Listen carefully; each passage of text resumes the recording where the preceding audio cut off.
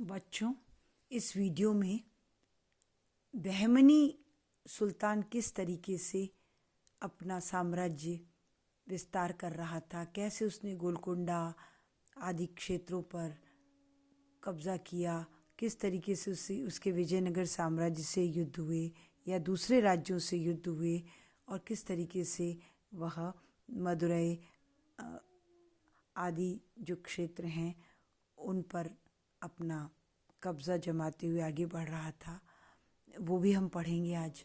और हम ये भी देखेंगे कि गोलकुंडा और बहमनी ने ये रियलाइज़ किया कि आपस में युद्ध से, घोर युद्ध से जो तबाही होती है उससे कोई निष्कर्ष नहीं निकलता है। तो यहाँ हम ये भी देखेंगे कि उन्होंने किस तरीके से कुछ समय के लिए युद्ध स्थगित कर दिया था और बाद में अधिक युद्ध इनके बीच में नहीं हुए थे। बहमनी सुल्तान की विजय का क्षेत्र उसके बेहतर तोपखाने और अधिक कारगर सवार सेना को जाता है। आपको पता है कि बहमनी राज्य का तोपखाना मजबूत था, इस वजह से उसकी विजय हो रही थी। यह युद्ध महीनों तक खिंचा, पर बहमनी सुल्तान न तो राजा को पकड़ सका और न ही उसकी राजधानी पर कब्जा जमा सका। इस बीच बड़ी संख्या में स्त्रियों, बच्चों, पुरुषों का वध जारी रहा। तबाही मची। अंततः दोनों पक्षों को निढाल होकर के समझौता करना पड़ा और इस संधि हुई और संधि में ये निर्णय हुआ कि पुरानी स्थिति बहाल हुई और दो आप के बीच का क्षेत्र दोनों के बीच बांट दिया गया। तुंगभद्रा और कृष्णा नदी के बीच का भाग बांट दिया गया। तय हुआ कि आगे के युद्धों में बहमनी व विजयनगर के बीच असहाय और निहत्थे निवासियों का जो वध हुआ है, इसकी पुनरावृत्ति नहीं होनी चाहिए।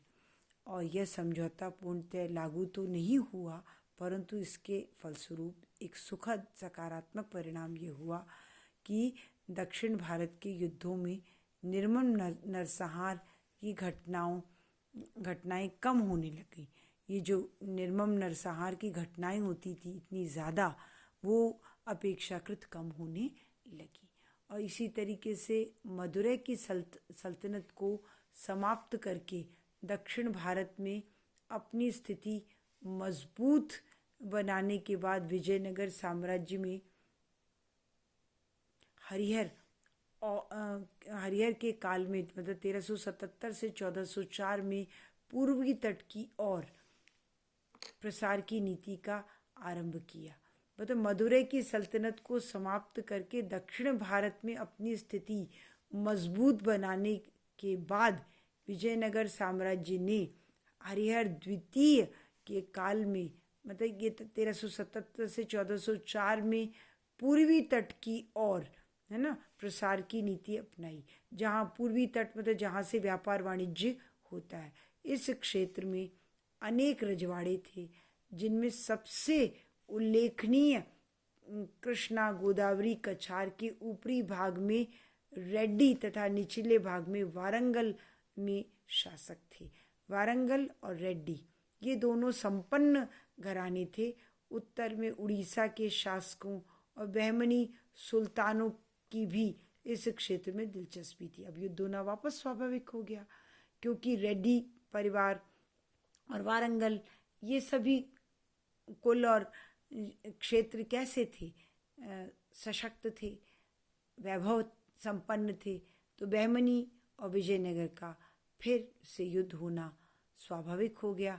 हालांकि दिल्ली के खिलाफ संघर्ष में वारंगल के शासक ने हसन गंगू की सहायता की थी, लेकिन बहमनी का शासक था ना, लेकिन हसन के उत्तराधिकारी ने वारंगल पर हमला करके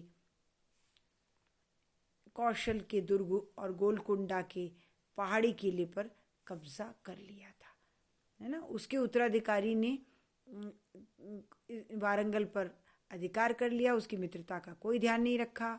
विजयनगर का राजा दक्षिण में इतना व्यस्त था कि वह हस्तक्षेप न कर सका। वारंगल के हसन के और दूसरा जो क्षेत्र है गोलकुंडा का, इनके बीच में, बहमनी के बीच में जो युद्ध हुआ, इसमें विजयनगर कहीं हस्तक्षेप नहीं कर सका। बहमनी सुल्तान ने गोलकुंडा को अपनी सीमा करार दिया। गोलकुंडा पर विजय प्राप्त कर ली बहमनी ने और वादा किया कि वह उसके उत्तराधिकारी